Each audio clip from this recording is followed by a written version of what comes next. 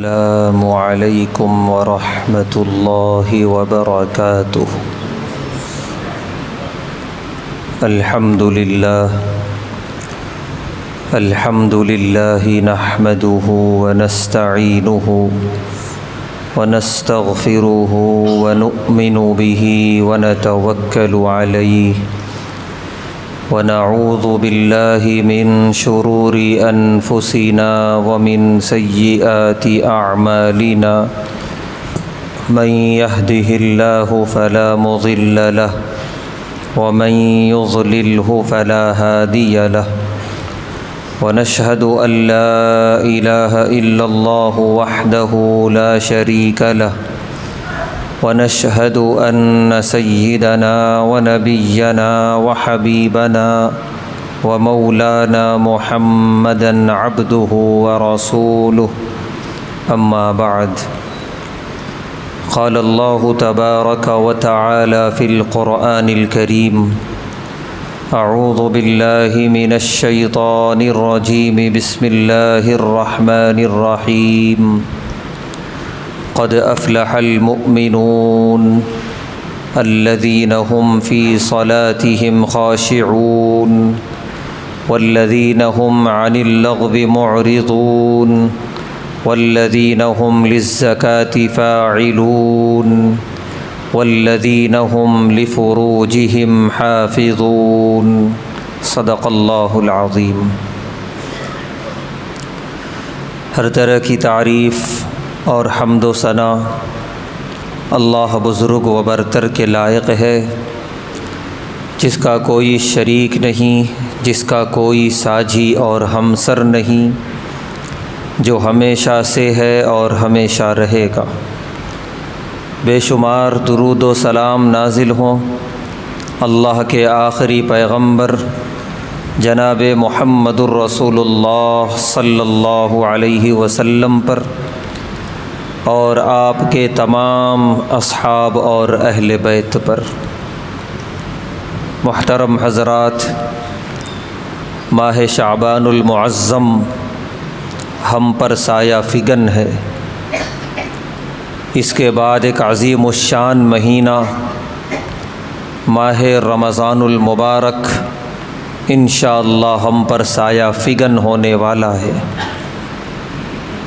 اللہ سے دعا ہے کہ اللہ ہم سب کو اس ماہ مبارک کی برکتیں عطا فرمائے اور ماہ رمضان المبارک تک بصحت و سلامت پہنچنے کی توفیق عطا فرمائے. محترم حضرات، یہ مہینے، یہ ایام اور ان کی برکتیں، ان کی رحمتیں، یہ دراصل اللہ تبارک و تعالیٰ کی طرف سے ہم مومنین کے لیے ہیں. اللہ تبارک و تعالیٰ کا عظیم مقصد یہ ہے کہ ایک بندہ مومن، اس کی زندگی میں وقفے وقفے سے ایسے ایام آتے رہیں، ایسا مہینہ آتا رہے کہ جس کی رحمتوں برکتوں سے وہ مستفید ہوں، کہ جس کے ذریعے وہ اپنے گناہوں سے اپنے آپ کو پاک کریں اور صاف کریں، اور اللہ تبارک و تعالیٰ کی نظر میں ایک پاک اور صاف مومن بنے، اور جب وہ اس دنیا سے جائیں تو اللہ کی نظر میں کامیاب مومن بن کے دنیا سے جائیں. جیسا کہ اللہ کے رسول صلی اللہ علیہ وسلم نے ارشاد فرمایا نماز کے سلسلے میں کہ یہ جو وقفے سے نماز رکھی گئی ہے، کبھی فجر تو پھر ظہر، پھر عصر، پھر مغرب اور پھر عشاء، پیارے نبی صلی اللہ علیہ وسلم نے ایک بڑی بہترین حکمت بیان فرمائی. آپ نے فرمایا تحترقون تحترقون، اے مومنین تم لوگ گناہوں میں جلنے لگتے ہو. تم لوگ جو اعمال کرتے ہو صبح و شام، جانے اور انجانے میں غفلتیں ہوتی ہیں، گناہ ہوتے ہیں، نافرمانیاں ہوتی ہیں، وہ گناہ تمہیں جلاتے ہیں، جو حقیقت میں ابھی ہمیں محسوس نہیں ہوتا، مرنے کے بعد وہ جلنا محسوس ہوگا. تو وہ گناہ تمہیں جلاتے ہیں. اللہ تبارک و تعالی تمہارے لیے فجر کا وقت لے آتے ہیں، یہاں تک کہ جب تم لوگ فجر کی نماز پڑھتے ہو غسلتھا، فجر کی نماز تمہیں ان گناہوں سے دھو دیتی ہے، صاف کر دیتی ہے۔ پھر فجر سے لے کے ظہر کا وقفہ ہے، اس درمیان تم کام کرتے ہو، اعمال کرتے ہو۔ کچھ اعمال وہ بھی ہوتے ہیں جو اللہ کو پسند نہیں ہے، گناہوں والے اعمال ہو جاتے ہیں، پھر تم ان گناہوں میں جلنے لگتے ہو۔ پھر اللہ تبارک و تعالیٰ تم پر احسان کرتے ہیں اور ظہر کا وقت تمہیں عطا کرتے ہیں، یہاں تک کہ تم لوگ جب ظہر کی نماز پڑھ لیتے ہو، اس ظہر کی نماز تمہیں ان گناہوں سے دھو دیتی ہے، صاف کر دیتی ہے۔ اسی طرح آپ نے فرمایا عصر کے بارے میں، مغرب کے بارے میں اور عشاء کے بارے میں۔ تو یہ نمازیں جو وقفے سے اللہ تبارک و تعالیٰ کی طرف سے عطا کی گئی ہیں، یہ دراصل ہمیں پاک اور صاف کرنے کے لیے۔ اسی لیے پیارے نبی صلی اللہ علیہ وسلم نے فرمایا صحابہ سے کہ بتاؤ، اگر کسی شخص کے گھر کے سامنے انتہائی صاف پانی کی نہر بہہ رہی ہو اور وہ شخص اس نہر میں دن میں 5 مرتبہ غسل کرتا ہو، کیا اس کے جسم پر کوئی میل کچیل باقی رہے گا؟ صحابہ نے فرمایا کچھ بھی باقی نہیں رہے گا۔ دن میں 5 مرتبہ صاف پانی سے غسل، وہ بندہ انتہائی پاک اور صاف ہو چکا ہوگا۔ پیارے نبی صلی اللہ علیہ وسلم نے فرمایا کہ یہی طریقہ کار ہے نماز کا، کہ جب تم لوگ 5 وقت نماز ادا کرتے ہو، تم لوگ بالکل دھل جاتے ہو اور دھلا جاتے ہو، گناہوں سے پاک اور صاف ہو جاتے ہو۔ ہاں، اگر تم نے کوئی کبیرہ گناہ کیا، کوئی بڑا گناہ کیا، تو پھر اس کے لیے توبہ ضروری ہے، اور اللہ سے اور اس بندے سے اس بات کی امید ہے جو 5 وقت نماز پڑھنے آ رہا ہے کہ وہ کسی نہ کسی نماز میں توبہ بھی کر کے جاتا ہوگا، تو صغیرہ گناہوں کے ساتھ وہ انشاءاللہ کبیرہ گناہوں سے بھی پاک ہو جاتا ہوگا۔ تو یہ اللہ تبارک و تعالیٰ کی حکمت ہے۔ تو جہاں اللہ نے دن میں 5 مرتبہ ہماری صفائی کا انتظام کیا، وہیں اللہ نے سال میں 1 مرتبہ ایک عظیم صفائی کا اہتمام کیا، اور وہ ہے ماہ رمضان المبارک، اور اس سے پہلے ایک تمہید ماہ شعبان المعظم، یہ ایک تمہید ہے۔ پھر اس کے بعد اصل ہے مہینہ ماہ رمضان المبارک، یہ ہمیں سال بھر کے گناہوں سے دھلنے کے لیے، پاک اور صاف بنانے کے لیے آیا ہے۔ لہذا ہم لوگ اس طرف متوجہ ہوں کہ وہ کیا کار خیر ہیں کہ جن کو کر کے ہم ان مہینوں کی رحمتوں اور برکتوں سے لطف اندوز ہو سکتے ہیں اور ایک کامیاب مومن بن سکتے ہیں۔ میں نے جو آیت کریمہ تلاوت کی ہے، یہ سورہ مومنون پارے 18 کی ابتدائی آیات ہیں، جس میں اللہ تبارک و تعالیٰ نے 7 صفتیں بیان فرمائی ہیں کہ جن کے اندر یہ 7 صفتیں پیدا ہو گئیں، وہ بندہ کامیاب ہو گیا۔ اللہ تبارک و تعالیٰ نے جب اپنے کلام میں ان کا ذکر کیا ہو، اور پھر اللہ ہی نے ضمانت لے لی ہو ایسے شخص کی کامیابی کی، تو پھر اس میں کوئی شک و شبے کی گنجائش باقی نہیں رہ جاتی۔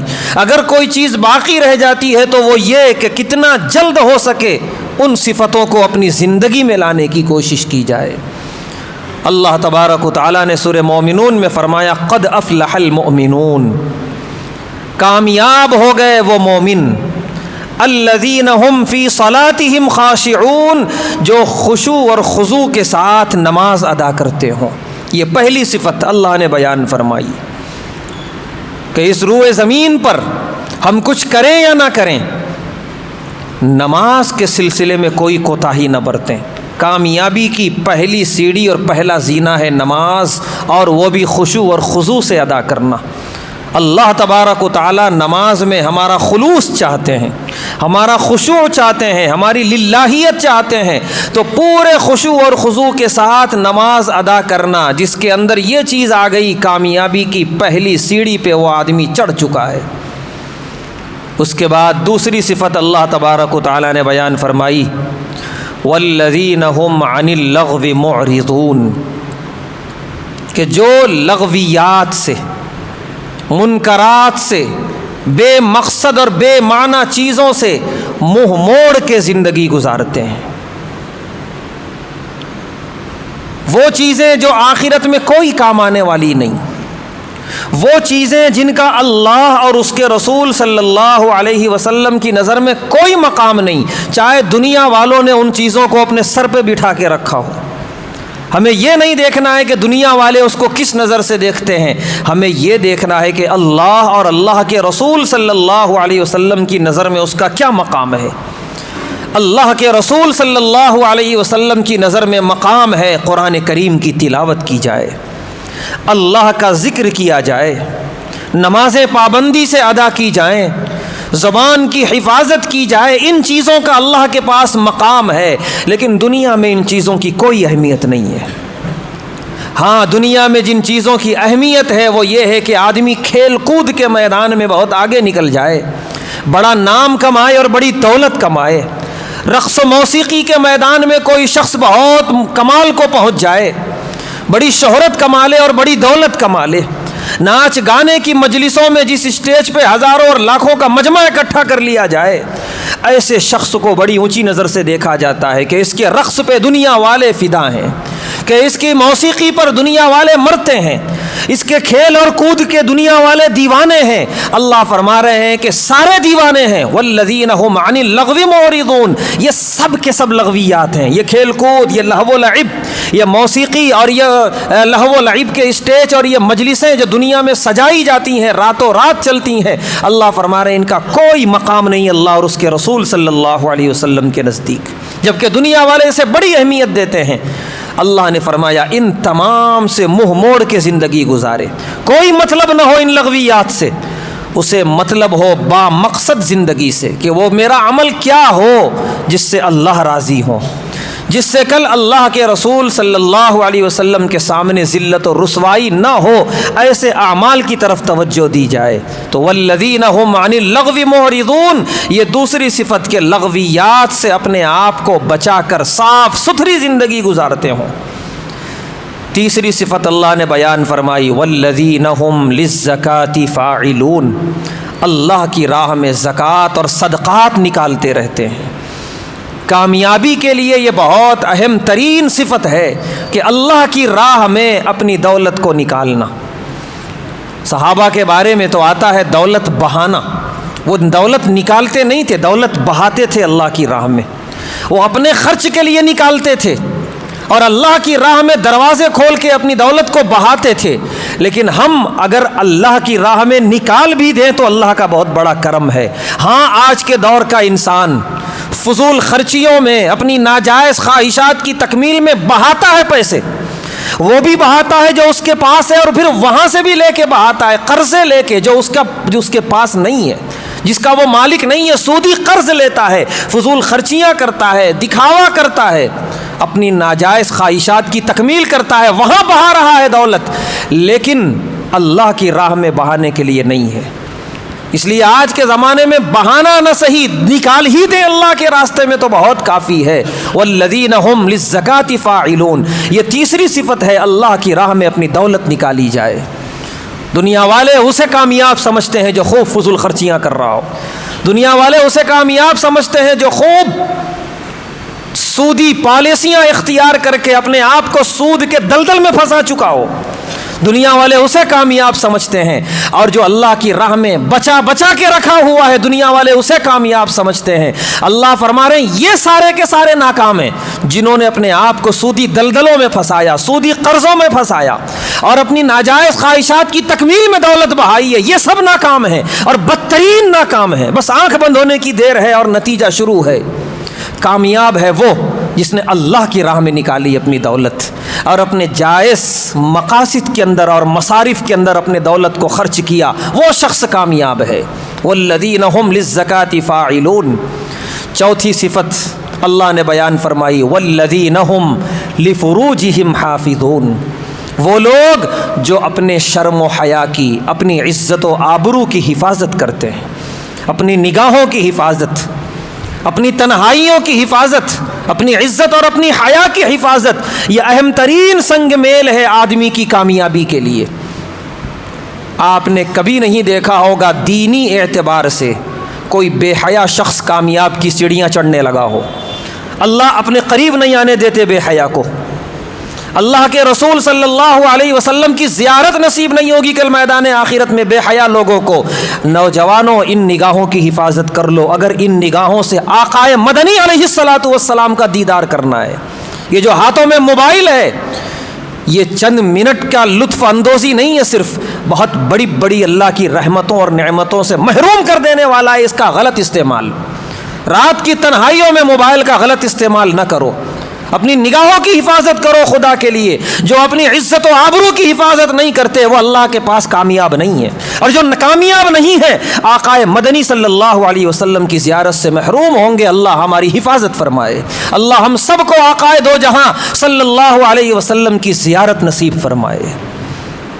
تو اپنے عزت و آبرو کی حفاظت یہ چوتھی اہم ترین صفت ہے، خاص طور سے اس دور میں جو قرب قیامت کا دور ہے، جہاں بے پردگی کو آزادی کہا جاتا ہے، جہاں بے حیائی کو اونچی سوچ کہا جاتا ہے، جہاں ہر طرح کی عریانیت کو اونچا خیال تصور کیا جاتا ہے، حالانکہ یہ سب کا سب جہنم کی طرف لے جانے والے یہ سارے کے سارے نعرے ہیں۔ حجاب، پردہ، عزت و آبرو کی حفاظت، یہی اصل اسلام ہے، یہی اصل شعائر اسلام ہے، یہی انسانیت ہے۔ لہذا ایسے دور میں ہم اپنے آپ کی بھی عزت و آبرو کی حفاظت کریں، اپنے گھر کی خواتین اور مستورات کی عزت و آبرو کی حفاظت کریں، تاکہ دنیا کے اندر اللہ اور اس کے رسول علیہ الصلاۃ والسلام کی نگاہوں میں ایک کامیاب مومن بن سکیں۔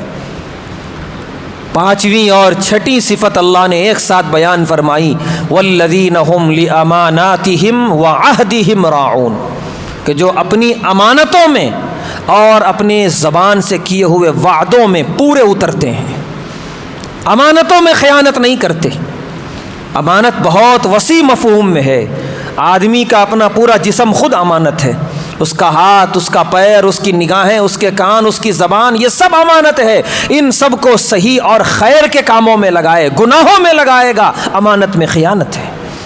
اس کی اولاد اس کے لیے امانت ہے، اس کے ماتحتین جو اس کے ہاتھ کے نیچے ہیں وہ سب کے سب امانت ہیں۔ ان تمام امانتوں میں وہ کسی بھی طرح کی خیانت نہ کرے، یہاں تک کہ کسی شخص نے کوئی راز کی بات اگر بتائی ہے، پیارے نبی صلی اللہ علیہ وسلم نے فرمایا وہ بھی امانت ہے۔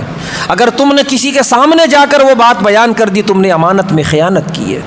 تو ہر طرح کی امانتوں کی مکمل حفاظت کرنے والے لوگ ہی کامیاب ہوں گے۔ اور صحابہ فرماتے ہیں کہ پیارے نبی صلی اللہ علیہ وسلم اکثر اپنے خطبوں میں یہ جملہ ارشاد فرماتے تھے، لا ایمان لمن لا امانت لہ، جس کے پاس امانت داری نہیں ہے اس کے پاس ایمان نہیں ہے۔ ایمان امانت دار بناتا ہے۔ اور چھٹی صفت بیان فرمائی، وعہدہم راعون، زبان سے کیے ہوئے وعدے اس کی پوری رعایت ہو۔ جھوٹی قسمیں، جھوٹے وعدے، خاص طور سے معاملہ اگر پیسے کا ہو، قرض لیا گیا ہو تو قرض لیتے ہوئے کوئی قسم باقی نہیں رہتی کھانے کے لیے، ساری قسمیں کھائی جاتی ہیں، فلاں مہینے کی فلاں تاریخ کو میں دے دوں گا۔ وہ مہینہ اور نہ جانے اس جیسے کتنے مہینے آ کے گزرتے ہیں، تاریخیں جاتی ہیں، لیکن یہ بندہ ذرا سا بھی جھجکتا نہیں دوسری قسم کھانے کے لیے، پھر تیسری قسم کھانے کے لیے۔ یہ وہ شخص ہے جو اپنی زبان کا بدترین استعمال کر رہا ہے، کامیاب نہیں ہے، یہ ناکام ہے یہ شخص دنیا میں بھی اور آخرت میں بھی۔ تو کامیابی کے لیے ضروری ہے کہ زبان کا پکا ہو۔ ہم اسلامی تاریخ پڑھیں کہ جب اسلام کا پوری دنیا میں تعارف ہو رہا تھا اور لوگ فوج در فوج اسلام میں داخل ہو رہے تھے، اس میں ایک بڑا اہم ترین حصہ نبھایا تھا مسلمانوں کی زبان نے۔ جب مسلمانوں کی زبان دیکھی، یہودیوں نے، عیسائیوں نے، غیر مسلموں نے، بازاروں کے اندر، تجارت کے اندر، کاروبار کے اندر، کہ جہاں جھوٹ کو اور جہاں سامنے والے کو بے وقوف بنا لینا یہ مہارت سمجھا جاتا تھا، وہاں اتنی سچائی سے کاروبار اور تجارت، بازار کا بازار اسلام قبول کر رہا تھا۔ ایک دور تھا، لیکن اللہ معاف کرے آج کا مسلمان بازار میں جتنی عیاری سے جھوٹ بولتا ہے، سامنے والے کو دھوکہ دیتا ہے، چند پیسے کمانے کے لیے جھوٹی قسمیں کھاتا ہے، بس اللہ کی پناہ، کوئی ڈر اور خوف نہیں ہے اللہ کا۔ اللہ فرما رہے ہیں قرآن کریم میں کہ امانت اور وعدوں کی پوری رعایت کرنے والے ہوں۔ اور آخری ساتویں صفت اللہ نے بیان فرمائی، والذین هم علی صلواتہم یحافظون، کامیاب ہیں وہ جو اپنی نمازوں کی پوری حفاظت اور پابندی کرتے ہیں۔ پہلی صفت بھی نماز، اور آخری صفت بھی نماز. پہلی صفت میں نماز کا خشوع خضوع مانگا اللہ تعالیٰ نے، آخری صفت میں نماز کی پابندی مانگی ہے اللہ تعالیٰ نے. اسی لیے علماء نے لکھا کہ اگر یہ دو صفتیں آ گئیں، پابندی سے نماز پڑھتا ہے اور خشوع خضوع کے ساتھ پڑھتا ہے، انشاءاللہ یہ نماز بقیہ اس کے اندر ساری 6 اور 5 خوبیاں پیدا کر دیں گی. اس لیے آدمی کو چاہیے کہ تمام خیر کے ساتھ نمازوں کی طرف متوجہ رہے. یہ 7 صفتیں ہیں جو خود اللہ نے اپنے کلام میں بیان فرمائی ہیں، جس کے سچ ہونے میں کوئی شک و شبے کی گنجائش نہیں ہے. ہم کو چاہیے کہ یہ صفتیں اپنی زندگی میں پیدا کریں. یہ ماہ شعبان، یہ ماہ رمضان انہی کار خیر کو اپنانے کے لیے اور اپنے اندر یہ ساری خیر کی صفتیں اتارنے کے لیے لایا جا رہا ہے، تاکہ ہم ایک کامیاب مومن بن کے اللہ کے حضور پیش ہوں اور اس دنیا سے جائیں. اللہ تبارک و تعالیٰ سے دعا ہے، اللہ تبارک و تعالیٰ ہم تمام کو یہ نیک صفتیں اپنے اندر پیدا کرنے کی توفیق عطا فرمائے. ماہ شعبان اور ماہ رمضان کی برکتوں سے خوب لطف اندوز اور مستفید ہونے کی توفیق عطا فرمائے. ہر طرح کے گناہوں سے اور شر سے محفوظ فرمائے. وآخر دعوانا الحمد للہ.